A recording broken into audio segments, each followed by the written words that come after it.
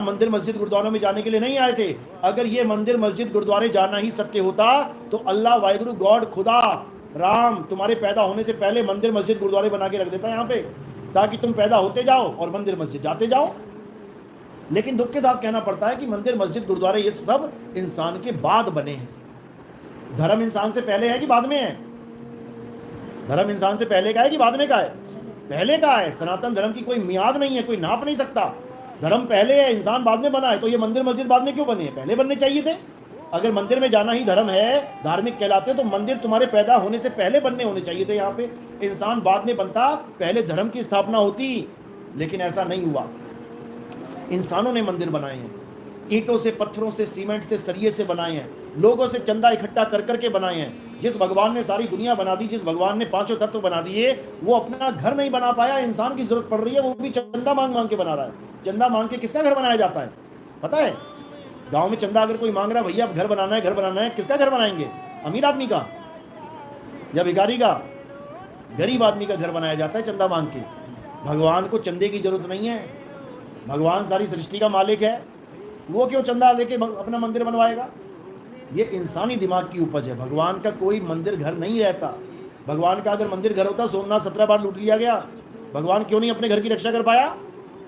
17 बार लूट लिया गया सोमनाथ मंदिर को। बताओ, कहने का मतलब बिल्कुल साफ है कि भगवान किसी मंदिर मस्जिद गुरुद्वारे में नहीं रहता। ये इंसानों ने एक प्रतीक के रूप में, एक संकेत के रूप में मंदिर मस्जिद गुरुद्वारे बना रखे। कृष्ण जी एक हैं तो इतने मंदिर क्यों हैं? एक ही शहर में 50 मंदिर बता दें आपको कृष्ण जी के क्यों हैं? भाई जहां पैदा हुए कृष्ण जी वो होता है, समझ में आता है कि हाँ चलो एक कृष्ण जी है, एक मंदिर है, बात खत्म हो गई। गली गली में, गली नंबर 4 में मंदिर, गली नंबर 8 में मंदिर, गली नंबर 10 में मंदिर, ये इतने मंदिर क्यों? क्या जरूरत पड़ गई भाई? इसी को समझना, ये इंसानी उपज है। मंदिर गलियों में भी बने हैं और मंदिर तुम्हारे घर में भी बने हैं। पूरा साल तुम घर में पूजा करते हो, लेकिन त्योहार आता तो मंदिरों के बाहर लाइन लगा लेते हो। क्यों? अब घर वाला मंदिर फेल हो गया, अब वहां जाके लाइन लगानी पड़ रही है। 4-4, 5-5 घंटे लाइन में खड़े रहेंगे। क्यों? 364 दिन तो घर वाले मंदिर के आगे खड़े रहे, 2 मिनट में पूजा करके निकल आए। अब एक दिन जब त्योहार आया तो मंदिरों में जाके खड़े हो बाहर वाले में। क्यों? कारण क्या है? अब अपने घर वाला शिव जी, अपने घर वाला हनुमान जी, अपने घर वाला राम जी राम नहीं रहा कि अब मंदिर में ही जाना है। देखो लाइनें लगी होती हैं, अज्ञानता के कारण। इसीलिए कृष्ण जी ने बिल्कुल स्पष्ट समझा दिया, हे अर्जुन, इस दुनिया में केवल एक सत्य है। अध्याय 2। और सत्य क्या है? हे अर्जुन, जो कभी जन्मता नहीं, कभी मरता नहीं, वो सदा एक रस अखंड अविनाशी सदा सदा रहता है, जो कभी बदलता नहीं, वो सत्य है। तो असत्य में क्या बताया गया? ये काया असत्य है। देखो जब पैदा हुई 6 इंच की थी, आज देखो 6 फुट की होने को फिर रही है। 6 इंच से 6 फुट हो गया, यानी बदल रहा है, कम हो गई। गली गली में, गली नंबर 4 में मंदिर, गली नंबर 8 में मंदिर, गली नंबर 10 में मंदिर, ये इतने मंदिर क्यों? क्या जरूरत पड़ गई भाई? इसी को समझना, ये इंसानी उपज है। मंदिर गलियों में भी बने हैं और मंदिर तुम्हारे घर में भी बने हैं। पूरा साल तुम घर में पूजा करते हो, लेकिन त्योहार आता तो मंदिरों के बाहर लाइन लगा लेते हो। क्यों? अब घर वाला मंदिर फेल हो गया, अब वहां जाके लाइन लगानी पड़ रही है। 4-4, 5-5 घंटे लाइन में खड़े रहेंगे। क्यों? 364 दिन तो घर वाले मंदिर के आगे खड़े रहे, 2 मिनट में पूजा करके निकल आए। अब एक दिन जब त्योहार आया तो मंदिरों में जाके खड़े हो बाहर वाले में। क्यों? कारण क्या है? अब अपने घर वाला शिव जी, अपने घर वाला हनुमान जी, अपने घर वाला राम जी राम नहीं रहा कि अब मंदिर में ही जाना है। देखो लाइनें लगी होती हैं, अज्ञानता के कारण। इसीलिए कृष्ण जी ने बिल्कुल स्पष्ट समझा दिया, हे अर्जुन, इस दुनिया में केवल एक सत्य है। अध्याय 2। और सत्य क्या है? हे अर्जुन, जो कभी जन्मता नहीं, कभी मरता नहीं, वो सदा एक रस अखंड अविनाशी सदा सदा रहता है, जो कभी बदलता नहीं, वो सत्य है। तो असत्य में क्या बताया गया? ये काया असत्य है। देखो जब पैदा हुई 6 इंच की थी, आज देखो 6 फुट की होने को फिर रही है। 6 इंच से 6 फुट हो गया, यानी बदल रहा है। काया झूठ है। ऐसे तत्वदर्शी संत की शरण में जाओ, मंदिर में नहीं जाओ, गुरुद्वारे मस्जिद में नहीं जाओ। क्या बोला गया है?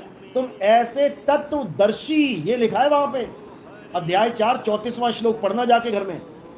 तत्वदर्शी संत की शरण में जाओ। अब ये तत्वदर्शी संत क्या होता है? पहले तो इसका हमें भेद समझ में आ जाए, तभी तो जाएंगे उसके पास। सोने का काम कौन करता है? सुनार। लोहे का काम कौन करता है? लोहार। दूध का काम कौन करता है? विदोधी। कपड़े का काम कौन करता है? सिलाई कौन करता है? कौन करता है? दर्जी। बालों का काम कौन कर रहा है? नाई। अब तुमने कपड़े सिलवाने और तुम पहुंच जाओ नाई के पास, कैंची तो उसके पास भी है, कैंची दर्जी के पास भी है, लेकिन क्या वो उस कैंची से तुम्हारे कपड़े काट के सिल देगा? वो तुम्हारे बाल काट सकता है, मूंछ काट सकता है, दाढ़ी काट सकता है, कपड़े काट के नहीं सिल सकता। यानी दोनों में फर्क है। इसी प्रकार तत्वदर्शी में और जपी में और तपी में और सन्यासी में और सिद्ध में और ऋषि में और मुनि में, इन सब में फर्क है, इन सब में फर्क है। लेकिन हमें फर्क पता नहीं होता। हम किसी के पास पहुंच जाते हैं, किसी के भी पास पहुंच जाते हैं और हमें लगता है ये सब एक ही हैं, एक ही कैटेगरी है। एक कैटेगरी नहीं होते। गधा, घोड़ा, वही तत्वदर्शी संत है। वो तत्वदर्शी संत तुम्हें कभी कोई नाम नहीं जपवाएगा, उसकी पहचान। कलयुग आ गया। जो पिताजी सुबह 6 बजे मरे हैं वो तुम्हें शाम तक नहीं मिलेंगे, दोपहर तक कभी नहीं मिलने वाले अगर तुमने उनको जला दिया। तो राम जी जो 2 युग पहले चले गए, कृष्ण जी जो 1 युग पहले चले गए, महात्मा बुद्ध जो 2500 साल पहले चले गए, ये कैसे मिलेंगे तुम्हें? ये कभी नहीं मिलने वाले।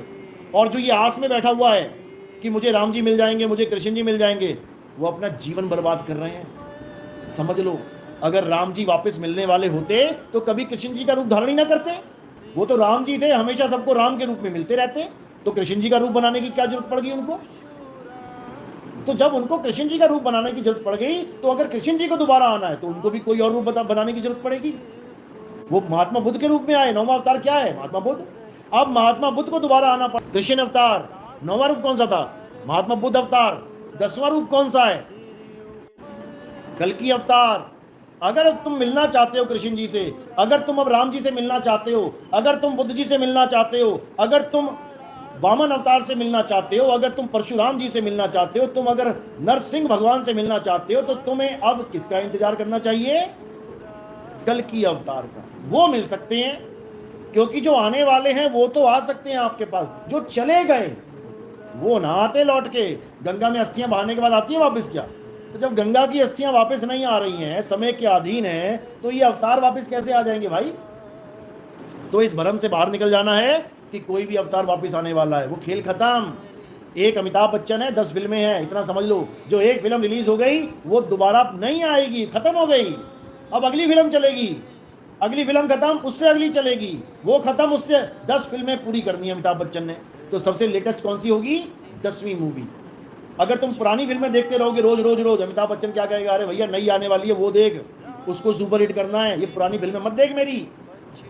समझो, हंसी आ रही है? समझ में भी आ रही साथ में? हाँ, हंसो, अच्छी बात है, लेकिन समझ के हंसो। बेवकूफ़ी में नहीं हंसना है, समझ के हंसो। अगर तुम पुराने अवतारों की पूजा करोगे तो हंसेंगे विष्णु जी की। है बेवकूफ़? जो आने वाला है उसकी बात नहीं कर रहा है, जो चला गया उसके पीछे रो रहा है। तो आने वाला कौन है? कल्कि अवतार। अब हमें कल्कि अवतार को जानना है, आखिर कल्कि अवतार है क्या, और ये आएंगे कहाँ? कहाँ आएंगे ये पता है? संभल में। कहाँ है ये? 60 किलोमीटर दूर वाला ये है पड़ोस में। चलो मिलाते हैं, कल्कि अवतार से बैठे होंगे शायद वहाँ। ये वो संभल नहीं है भाई, ये वो मुरादाबाद संभल नहीं है। कल्कि अवतार का मतलब है, कल्कि का मतलब क्या होता है पहले ये समझ लो। कल्कि का मतलब होता है कलंक से रहित, जिसमें कोई कलंक नहीं लग सकता। इसी को गरीबदास जी महाराज ने, कबीर साहब ने अपनी वाणियों में क्या बोला है? निहि कलंक अवतार, निहि कलंक राया। यानी एक ऐसा अवतार आएगा जिस पे कोई कलंक नहीं लगा सकता। अब कलंक किस पे नहीं लग सकता? काया पे कोई भी कलंक लगा सकता है। ये काला सा उठाया टीका, काला काला, ले भैया लग गया, यहाँ लग गया, यहाँ लग गया, कहीं लगा लो। शरीर पे कलंक और भी लग सकते हैं। ये चोरी कर रहा है, ये व्यभिचार कर रहा है, ये गाली दे रहा है, ये ऐसा कर रहा है, ये वैसा कर रहा है। कलंक किस पे नहीं लग सकता? केवल एक ही वस्तु है जिस पे कभी कलंक नहीं लग सकता, और वो क्या है? आत्मा। आत्मा पे कोई कलंक लगा के दिखा दे। आत्मा पे कोई कलंक लगा ही नहीं सकता। वही आत्मा निहि कलंक अवतार है, वही आत्मा आखिरी कल्कि अवतार है, और वही आत्मा हमें आत्मा का ज्ञान देने आएगी। उसको कल्कि अवतार कहते हैं। कैसे आएगी वो? घोड़े पे बैठ के आएगी, हाथ में तलवार लेके आएगी। कल्कि अवतार की फोटो देखोगे तो क्या बताया गया है कि वो घोड़े पे बैठे होंगे और हाथ में उनके तलवार होगी। अब पूछो क्यों होगी? कहते हैं युद्ध करने आएंगे वो पापियों का नाश करेंगे। अरे पापी तो माउजर लेके बैठे हैं। हिंदू धर्म का मतलब क्या होता है? हिंदू धर्म का मतलब होता है हिंदू देवी देवताओं की पूजा करने वाले, उनको हिंदू धर्म के लोग कहते हैं। और गीता में क्या लिखा है कि जो भी हिंदू धर्म के देवी देवताओं की पूजा करते हैं वो अल्प बुद्धि जीव हैं। अध्याय 7 23वां श्लोक पढ़ लेना जाके, 20, 21, 22, 23, 24 ये सारा पढ़ोगे समझ में आ जाएगी कहानी। उसमें साफ लिखा है कि कोई भी देवी देवता किसी भी इंसान को अपनी तरफ से कुछ भी फल नहीं दे सकता। अंधन को आंख देत, कोढ़िन को काया, बांझन को पुत्र देत, निर्धन को माया। तुम्हें लग रहा है ये गणेश जी दे रहे हैं, नहीं दे सकते वो। हे अर्जुन, ये सारे देवी देवता वो दे सकते हैं जो मैं इन्हें देता हूं। तुम्हारे गांव में बाढ़ आ गई, अब तुम्हारे गांव में प्रधान पैसा देगा क्या? प्रधान ही लेके आता है ना ग्रांट, प्रधान ही बना रहा है ना सड़कें, प्रधान ही लगा रहा है लाइटें, प्रधान ही सब कुछ कर रहा है, लेकिन वो पैसा किसका है? घर से लेके आया क्या? वो सेंट्रल गवर्नमेंट का है, वो दिल्ली से लेके आ रहा है। अब जो जान रहा है वो तो समझ रहा है ये प्रधान कहाँ से भीख मांग के लाया है, और जो नहीं जान रहा वो कह रहे हमारे गांव का प्रधान बड़ा दयालु है, अरे बड़ा पैसा लगाया उसने, अरे गांव चमका दिया उसने। वो तो भगवान है, भगवान नहीं है वो लेके आ रहा है मांगे का सामान और बन गया यहाँ पे भगवान। इसी प्रकार देवी देवताओं की पूजा करने वाले को निपट मूर्ख बोला है। गीता अध्याय 7, 18, 19, 20, 21, 22 ये सारे पढ़ लेना, समझ में आ जाएगा घर जाके। क्योंकि हमने मूर्ख नहीं बनना, हमने अल्पज्ञ नहीं बनना, हमने अज्ञानी नहीं बनना। तो क्या करना पड़ेगा?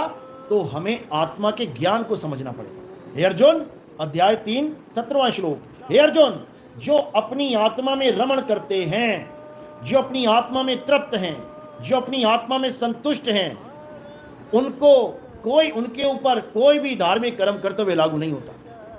उनको किसी मंदिर, मस्जिद, गुरुद्वारा, चर्च में जाने की जरूरत नहीं पड़ती। उनको किसी भी पूजा स्थल में सिर झुकाने की नौबत नहीं पड़ती। उनको किसी भी गिरजाघर, अगर कोई मंदिर में जा रहा है, मस्जिद में जा रहा है, गुरुद्वारे, चर्च में जा रहा है, इसका मतलब एक बात तो कंफर्म है कि इस बंदे को भगवान चाहिए, ये तो कंफर्म है। हाँ, दूसरे टाइप के भी बंदे होते हैं कि इस आदमी को कोई सामान चाहिए, भगवान से मन्नत मांगने जा रहा है। दो ही चीजें हो सकती हैं, या तो भगवान से भगवान को मांगने जा रहा है, या भगवान से दुनिया का सामान मांगने जा रहा है। मेरे बेटे की शादी हो जाए, मेरी बहन की शादी हो जाए, मेरी नौकरी लग जाए, मेरा मकान बन जाए, मेरी दुकान बन जाए, मेरा ये हो जाए, मेरा वो हो जाए। या तो ये मांगने जाएगा, या फिर हे प्रभु मुझे आप चाहिए। दो ही चीजें हैं। तो जो सामान मांगने जा रहा है वो तो सामान में ही रह जाएगा बेचारा, उलझा पुलझा। और जो भगवान से भगवान मांगने जा रहा है उस पर मालिक की कृपा होती है। उसको क्या होता है? उसको कोई संत मिल जाता है। बाबा नानक कह रहे हैं, प्रभु कृपाल कृपा करे, नाम नानक साधु संग मिले। ये मत सोचो कि तुम्हारी दुकान पे अच्छे अच्छे बढ़िया बढ़िया ग्राहक आने लग गए, लाखों रुपए कमाने लग गए तो प्रभु खुश हो गए तुमसे। बिल्कुल मत समझ लेना इस बात को। माया खुश हुई है, माया खुश हुई है तो माया दे रही है। प्रभु खुश होगा तो प्रभु दे देगा, समझ लो, समझ लो बात को। माया तुमसे खुश होगी तो माया क्या देगी? माया ही देगी। और जब प्रभु खुश हो जाएगा तो तुम्हें प्रभु ही दे देगा। और कैसे देगा? तुम्हारे जीवन में एक संत आ जाएगा। बच्चा फ्रेंच भाषा सीखना चाहता है तो उसके जीवन में कौन आएगा? जो फ्रेंच टीचर होगा। और संस्कृत वाला आ गया, फिर क्या करोगे? फ्रेंच बोलेगा क्या?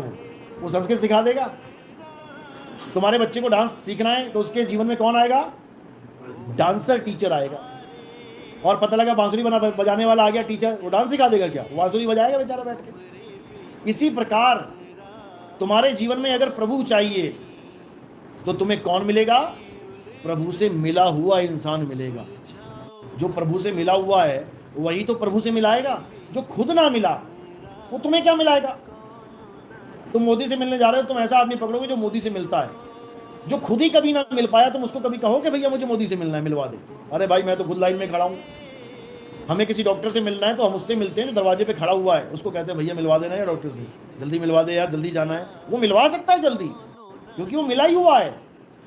उसका कहना नहीं डालेगा डॉक्टर, वो कहेगा डॉक्टर साहब अपना जरा इमरजेंसी है बंदा, आजा भेज दो, होता भी है। तो इसी प्रकार हमारे जीवन में जब वो संत आता है जिसको तत्वदर्शी संत कहते हैं, तब जाके हमें तत्व बोध होता है। तब जाके हम ये जान पाते हैं कि आखिर हमारा स्वरूप क्या है। हम काया हैं, माया हैं, या हम आत्मा हैं। ये हम तब समझ पाते हैं। तो इसलिए कबीर साहब यही समझा रहे हैं अगर तुम परमात्मा को जानना चाहते हो, अगर तुम परमात्मा को पाना चाहते हो, तो तुम मंदिर मस्जिद गुरुद्वारे के चक्कर में मत पड़ जाना। पंडित जी पत्थर से मिला है, पत्थर से ही मिलवा सकता है, समझ लो।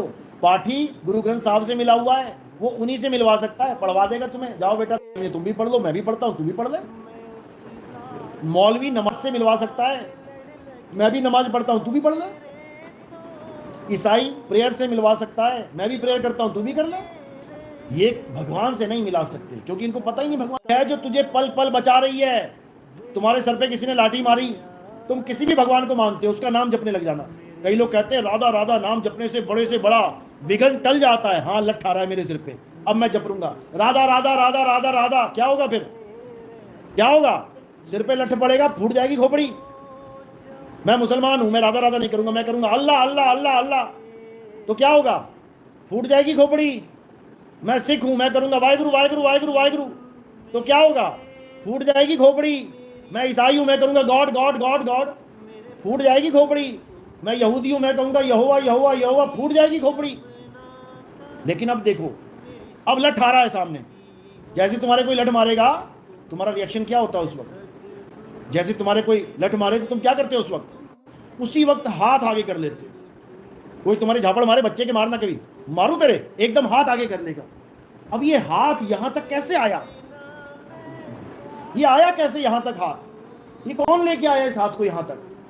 वही तुम्हें बचा रहा है, तुम्हें पता भी नहीं है कि मुझे बचा कौन रहा है। कहते ना तेरी पल पल रक्षा कर रहा है प्रभु। अभी तुम बाइक चला रहे हो, सामने एकदम कुत्ता आ गया, कौन रक्षा कर रहा है? एकदम आत्मा ने साथ में कट मार के ले जाना है। कर्म अच्छे होंगे तो पूरी रक्षा हो जाएगी, तुम्हारे कर्म बुरे होंगे तो तुम्हें फल वहीं मिल जाएगा। लेकिन बचाएगी जरूर, पूरी कोशिश करेगी बचाने की, लेकिन तुम बचोगे तब अगर तुम्हारे कर्म अच्छे होंगे। डॉक्टर पूरी कोशिश करता है अपने मरीज को बचाने की, नहीं दवाई देता क्या? लेकिन दवाई लगेगी उसे जिसके कर्म अच्छे होंगे। अब कर्म ही फूटे करके आया है तो दवाई खाकर भी ना बच पाएगा। आ रही बात समझ? तो इसलिए अब क्या करना है? अब उस आत्मा को जानना, एक ही चीज प्राप्त होगी और वो है सत्य। तब तुम्हें समझ में आएगा क्यों बोला गया राम नाम सत्य है। क्यों बोला गया राम नाम सत्य है? शिव नाम सत्य नहीं है क्या? राधा नाम सत्य नहीं है क्या? हनुमान नाम सत्य नहीं है क्या? विष्णु नाम सत्य नहीं है क्या? तो केवल राम नाम सत्य कैसे हो सकता है? ये राम नाम सत्य नहीं बताया जा रहा है, ये राम नाम तत्व बताया जा रहा है कि राम नाम तत्व ही सत्य है। राम राम जपना नहीं है, राम तत्व को जानना है। वो राम तत्व है कहां? तो साहिब वाणी में समझा रहे हैं कि वो राम कहां है। क्या बोल रहे हैं? अरे कस्तूरी कुंडल बसे और मृग ढूंढे वन माही, ऐसे रमता राम है ये दुनिया जाने नाही। कौन सा राम बोला उन्होंने? रमता राम। अब ये रमता राम क्या है? भगवान राम, परशुराम, ये तो सुने थे राम। ये रमता राम कौन है? तो रमता राम कौन है? आत्म राम का नाम ही रमता राम है, जो तुझ में भी रम रहा है, मुझ में भी रम रहा है।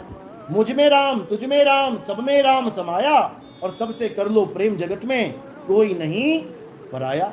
अब जब मुझ में भी राम है और तुझ में भी राम है, तो राम नवमी में हम मंदिर के पास क्या करने जा रहे हैं? मुझ में भी राम, तुझ में भी राम, और जब आई राम नवमी तो मंदिर में जाना हमारा काम। अरे भैया, अपने अपने राम को जान लो ना। हमारा राम हमारे अंदर बसा हुआ है। अंदर का मतलब ये नहीं कि काया के अंदर घुस गया, वो अंदर में भी रम रहा है। मुझ में राम, तुझ में राम, सब में राम समाया, और सबसे कर लो प्रेम जगत में कोई नहीं पराया। अब जब मुझ में भी राम है और तुझ में भी राम है, तो राम नवमी में हम मंदिर के पास क्या करने जा रहे हैं? मुझ में भी राम, तुझ में भी राम, और जब आई राम नवमी तो मंदिर में जाना हमारा काम। अरे भैया, अपने अपने राम को जान लो ना। हमारा राम हमारे अंदर बसा हुआ है। अंदर का मतलब ये नहीं कि काया के अंदर घुस गया, वो अंदर मतलब हमारी आत्मा में परमात्मा का वास है। इसी को समझना है। कैसे है आत्मा में परमात्मा का वास? ज्यों तिल माही तेल है और ज्यों चकमक में आग, तेरा साईं तुझ में है और जाग सके तो जाग। कहते जीवन बहुत छोटा है।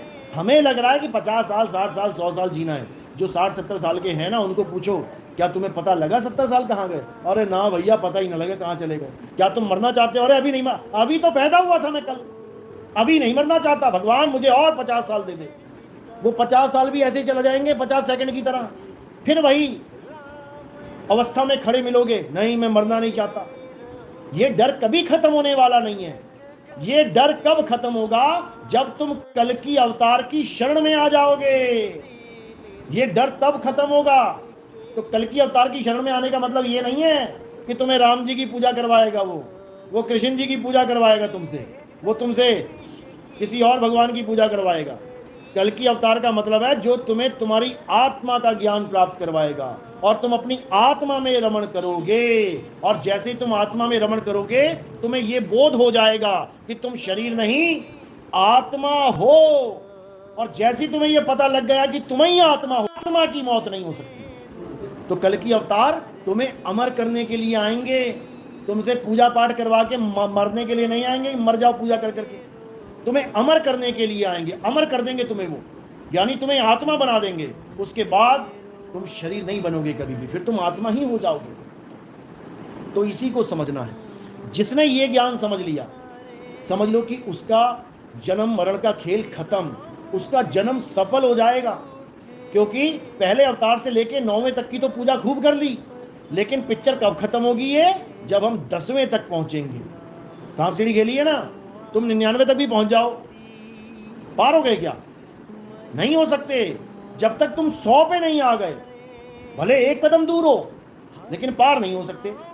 इसी प्रकार तुम 9 के 9 अवतारों की पूजा कर लो, सारी उम्र कर लो, सारा युग कर लो, जन्मों जन्म कर लो, जब तक तुम्हारे जीवन में 10वां अवतार नहीं आ गया, तब तक तुम्हारा ये खेल खत्म होने वाला नहीं है। ये जन्मों जन्मों और चलेगा। ये युग बार बार आएंगे, जन्मते जन्मते मरते मरते थक जाओगे, लेकिन ये खत्म नहीं होगा। समझ लो, कभी कुत्ता बनोगे, कभी बिल्ली बनोगे, सुअर मक्खी मच्छर बनोगे, सांप घोड़ा घड़ियाल बनोगे, लेकिन जन्म खत्म नहीं होंगे तुम्हारे। कब तक खत्म नहीं होंगे? जब तक तुम अपने आप को आत्मा रूप में नहीं जान लेते। इसके अलावा और कोई रास्ता नहीं है।